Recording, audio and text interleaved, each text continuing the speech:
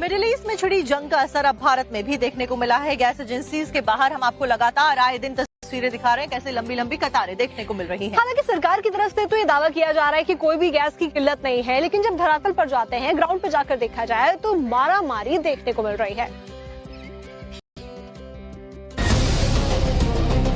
Middle east में जारी तनाव के चलते भारत में गैस सिलेंडर की किल्लत पर सस्पेंस बना हुआ है।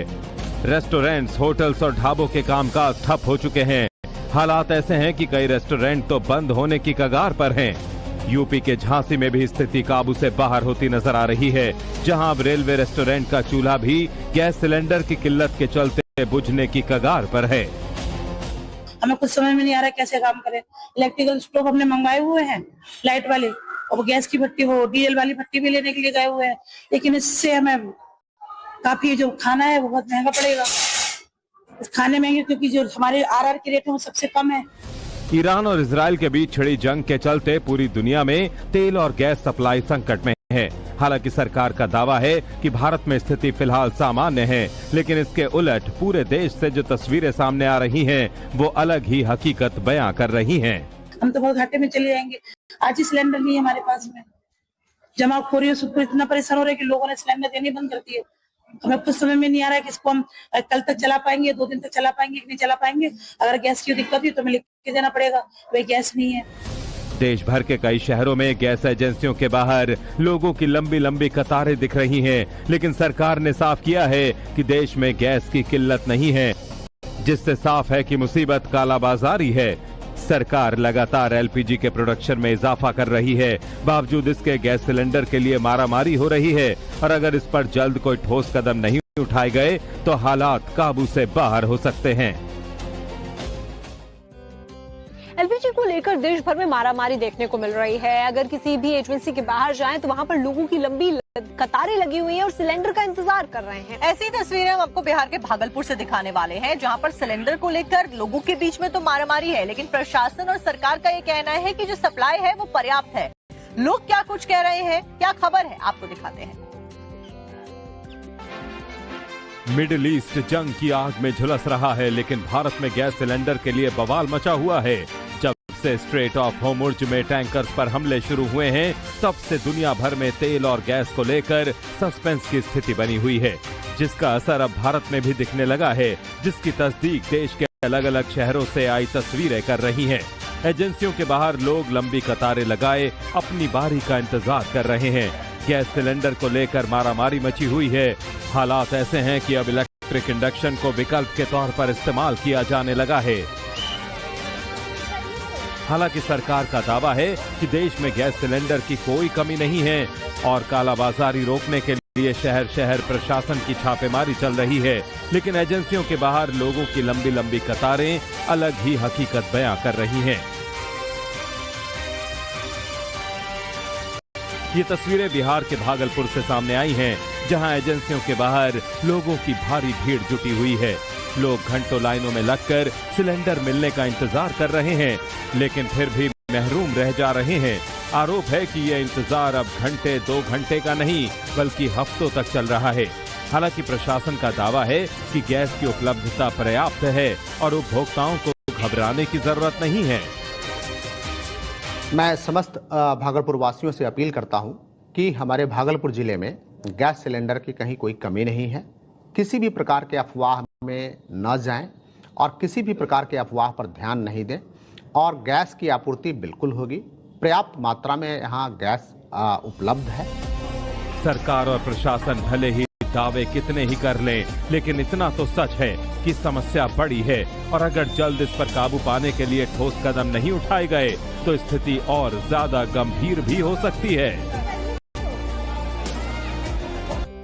श्रुतिका, अगर ओवरऑल देखा जाए ये सब कुछ जो क्राइसिस की तस्वीरें हम दर्शकों को भी दिखा रहे हैं, उसमें सबसे ज्यादा मार जो अगर पड़ी है तो वो होटल और रेस्टोरेंट्स को पड़ती हुई नजर आ रही है, क्योंकि कई जगह पर बंद होने की कगार पर होटल्स और रेस्टोरेंट्स आ गए हैं। और ऐसे में हमारे सहयोगी ने एक होटल संचालक से अहमदाबाद में बात की, जिन्होंने बताया कि किस तरीके से 4 से 5 हजार का सिलेंडर मिल रहा है, जिसकी वजह से होटल को चलाना मुश्किल हो गया, और 1 हफ्ते से तो सिलेंडर मिल ही नहीं पा रहा है। हमारे संवाददाता ध्रुव ने बात की, आपको सुनवाते हैं।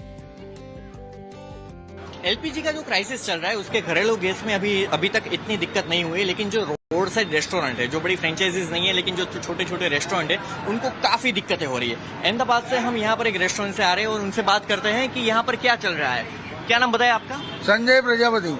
यहाँ पर एलपीजी का अभी क्या दिक्कतें चल रही है? अरे बहुत दिक्कत, कल आज दोपहर तक का ही खाना खा पाएंगे मेरे ग्राहक, मेरे बच्चों के लिए भी नहीं है। रात को ये होटल मेरे को बंद करनी पड़ेगी। कितने दिन से ये सारी दिक्कतें चल रही है? अरे 5-7 दिन से ये दिक्कतें चल रही है और किसी से बोतल मांगते हैं तो 5,000 बोलता है, कोई 4,000 बोलता है और वो भाव में हम लाएंगे तो यहाँ हमारी कॉस्ट भी बढ़ जाएगी, धंधा कैसे करेंगे? तो आपने किसी से मांग की या फिर आपने जो होटल वाले हैं उन्होंने किसी से बात की? सही रियलिटी यही है, अपना धंधा चालू करने के लिए कोई ना कोई तो जुगाड़ करता ही है, ये सही बात है। भाई 3,000 में लो, 19 जो सरकार की रेट से आ रही है, क्योंकि धंधा करना है। जो धंधा बंद करेंगे तो नुकसान पूरा होगा। कितने कारीगर है, ये सबको कहाँ से खिलाऊंगा? मतलब बहुत दिक्कत हो रही है। सरकार से मेरी अपील है, प्लीज कुछ कीजिए। और कितने दिनों से ये दिक्कत चल रही है? एक हफ्ता या फिर 8-10 दिन? एक हफ्ता से तो बहुत दिक्कत है। तो आप कैसे मैनेज कर रहे हो ये सब? हाँ, अभी तो कुछ देख रहे हैं, लकड़ों का भी भाव बढ़ गया है। वो भी कितने में मिलता था और अभी क्या भाव चल रहा है? अभी लकड़े का तो मेरा वो है ही नहीं, मैंने कभी लकड़े में बना ही नहीं, पर अभी ये ऑप्शन ढूंढ रहा हूँ लकड़े का, तो वो भी बहुत बढ़ गया है। बाजार में ऐसे बोल रहे हैं लकड़े का भी भाव बढ़ गया है। देश भर में सिलेंडर को लेकर मच रहे बवाल के बीच में कोलकाता में प्रशासन और पुलिस एक्शन मोड में आ गए हैं और एजेंसियों पर छापेमारी कर रहे हैं, ये देखने के लिए कि कहीं वहां पर जमाखोरी तो नहीं हो रही है।